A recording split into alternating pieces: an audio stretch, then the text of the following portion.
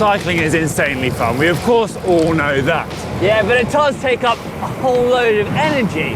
And if you want to go fast and far on your bike, you're gonna need to fuel up. So when you consistently undereat both on and off the bike, well, your performance does begin to suffer. Yeah, but just by how much? How much does undereating affect your ability to go fast? I think it's time, Connor, we find out. You ready? Yes.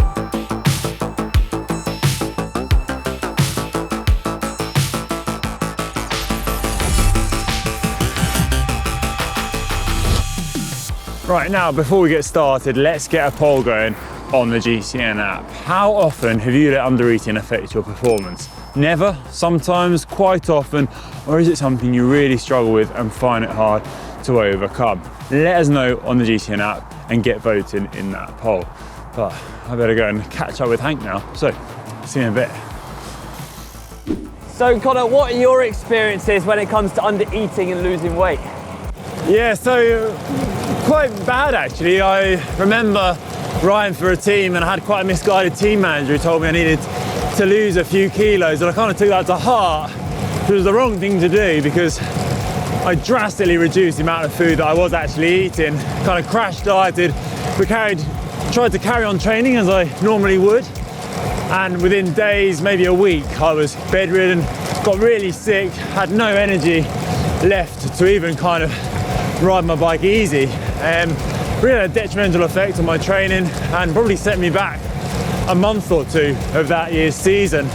And looking back on it, I just think such a stupid thing just to let it get you in that way and really allow it to affect yourself when probably I didn't really even need to lose that weight. But what was going on in my body when I did eat way less calories than I should have, but tried to carry on training? Here are the facts.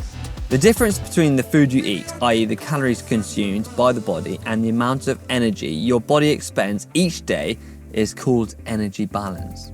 It has to be said, we don't just use calories to support riding our bikes, but also to maintain our bodies and to stay alive. Now this is known as our basal metabolic rate, our BMR, which equates to around 60-65% of our daily energy usage, which is taken up for circulation, respiration, excretion, and all the other functions to support our vital organs.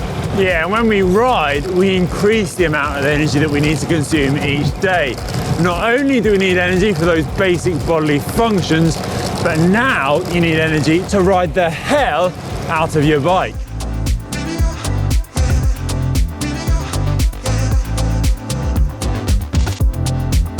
Now, if you fail to top up your energy levels through eating more food, then you run the risk of a negative energy balance. Yeah, the energy you've burnt through cycling means that there's less energy available for those bodily functions, and your body will begin to shut down physiological systems that aren't essential for your survival. Basically, you're aiming to conserve calories for a point in the future when you can find more food. Look, Conor, you can't go hard today. You've only got enough energy for an easy ride, so no hitting 400 watts. Today is an easy ride, not a hard ride. You've only got the energy for it. Look, slow. Do this day in, day out, and quickly the negative effects of undereating will add up, and you'd experience things such as a bad metabolism, a decreased bone mass, irregularities in your menstrual cycle, and also a reduction in your thyroid hormones and testosterone levels. You'll also experience greater vulnerability to illness and injury, not to mention the fact that you'll feel greater levels of fatigue off the bike, which will have an impact on your day-to-day life. Also, you'll find it much harder to train at full capacity. In short, undereating consistently and worse in a disordered way can have serious impacts on your health. So how do we keep up with our nutrition without slipping into that dangerous territory of undereating? Well, we've got some top tips for you. Eat for performance, not the way you look. Don't get caught up trying to look lean or get hung up about specific attributes of your body that you don't think fit with the typical image of a cyclist. You don't need socks that come to here, tan lines that come to here, and you definitely don't need to be skinny to enjoy cycling or be good at it either. So avoid trying to categorise food as good or bad. You want a good balanced diet, so have all kinds of different foods. The key thing is moderation. On the bike, make sure you have a plan and stick to it. Eat accordingly. A good rule of thumb is to try to eat 1 to 1.2 grams of carbohydrates per kilogram of body weight every hour. And you want to try and spread this out, so you're eating a little bit every 15 minutes and avoiding one big blood sugar spike. Don't judge others or yourself on the way you look or your shape or even how much you weigh. Instead, value each other's goals. And most of all, I guess, enthusiasm and enjoyment for riding your bike. Don't get caught up in the cycle of assuming that reducing your weight will make you a better cyclist. Yep, watts per kilo matters in performance cycling, but it isn't the be all and end all, and there is an optimal weight that you look to ride at. You can't just keep on going lower and lower. And this optimal weight is different for every athlete and individual. Remember, if you do reduce your weight, you may reduce your power, and as a result, that won't translate to you being a better cyclist. Also, remember there's plenty of other aspects as well as weight which will help to improve your cycling. Things like strength work, conditioning, your mental approach to cycling, and also your emotional well-being. These are all things that will add up and make you a better cyclist.